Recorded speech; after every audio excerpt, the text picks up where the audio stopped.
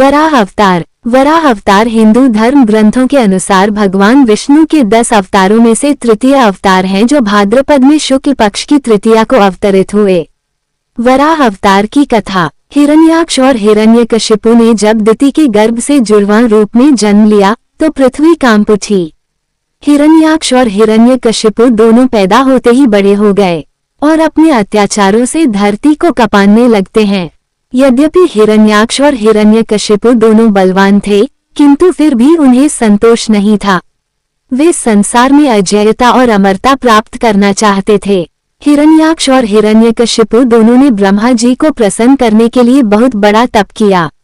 उनके तप से ब्रह्मा जी प्रसन्न हुए। ब्रह्मा जी से अजेयता और अमरता का वरदान पाकर हिरण्याक्ष उद्दंड और स्वेच्छाचारी बन गया। वह तीनों लोकों में अपने को सर्वश्रेष्ठ मानने लगा।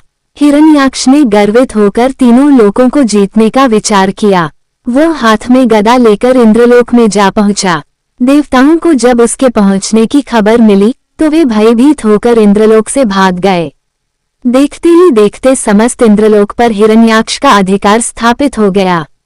जब इंद्रलोक में युद्ध करने के लिए कोई नहीं मिला तो हिरण्याक्ष वरुण की राजधानी विभावरी नगरी में जा पहुंचा। वरुण ने बड़े शांत भाव से कहा, तुम महान योद्धा और शूरवीर हो। तुमसे युद्ध करने के लिए मेरे पास शौर्य कहाँ? तीनों लोकों में भगवान विष्णु को छोड़कर कोई भी ऐसा नहीं है जो तुमसे युद्ध कर सके।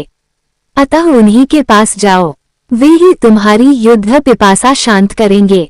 वरुण का कथन सुनकर हिरण्याक्ष भगवान विष्णु की खोज में समुद्र के नीचे रसातल में जा पहुंचा।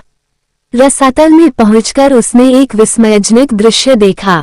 उसने देखा एक वराह अपने दांतों के ऊपर धरती को उठाए हुए चला जा रहा है। हिरण्याक्ष वराह को लक्ष्य करके बोल उठा, तुम अवश्य ही भगवान विष्णु हो। धरती को रसातल से कहाँ लिए जा रहे हो? ये धरती तो दैत्यों के उपभोग की वस्तु है, इसे रख दो। तुम अनेक बार देवताओं के कल्याण के लिए दैत्यों को छल चुके हो, आज तुम मुझे छल नहीं सकोगे। फिर भी भगवान विष्णु शांत ही रहे। उनके मन में रंच मात्र भी क्रोध पैदा नहीं हुआ। वे वराह के रूप में अपने दांतों पर धरती को लिए हुए आगे बढ़ते रहे। हिरण्याक्ष भगवान वराह रूपी विष्णु के पीछे लग गया। उन्होंने रसातल से बाहर निकलकर धरती को समुद्र के ऊपर स्थापित कर दिया। हिरण्याक्ष उनके पीछे लगा हुआ था, अपने वचन बाणों से उनके हृदय को बे रहा था। भगवान विष्णु ने धरती को स्थापित करने के पश्चात हिरण्याक्ष की ओर ध्यान दिया। उन्होंने हिरण्याक्ष की ओर देखते हुए कहा, तुम तो बड़े बलवान हो। बलवान लोग कहते नहीं हैं, करके दिखाते हैं। तुम तो केवल प्रलाप कर रहे हो।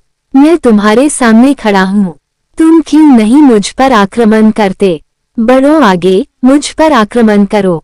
हिरण्याक्ष की रगों में बिजली दौड़ गई। वह हाथ में गदा लेकर भगवान विष्णु पर टूट पड़ा। भगवान के हाथों में कोई अस्त्र शस्त्र नहीं था। उन्होंने दूसरे ही क्षण हिरण्याक्ष के हाथ से गदा छीनकर दूर फेंक दी। हिरण्याक्ष क्रोध से उन्मत्त हो उठा। वह हाथ में त्रिशूल लेकर भगवान विष्णु की ओर झपटा। भगवान विष्णु ने शीघ्र ही सुदर्शन का आह्वान किया। चक्र उनके हाथों में आ गया। उन्होंने अपने चक्र से हिरण्याक्ष के टुकड़े टुकड़े कर दिए। भगवान विष्णु के हाथों मारे जाने के कारण हिरण्याक्ष बैकुंठ लोक में चला गया।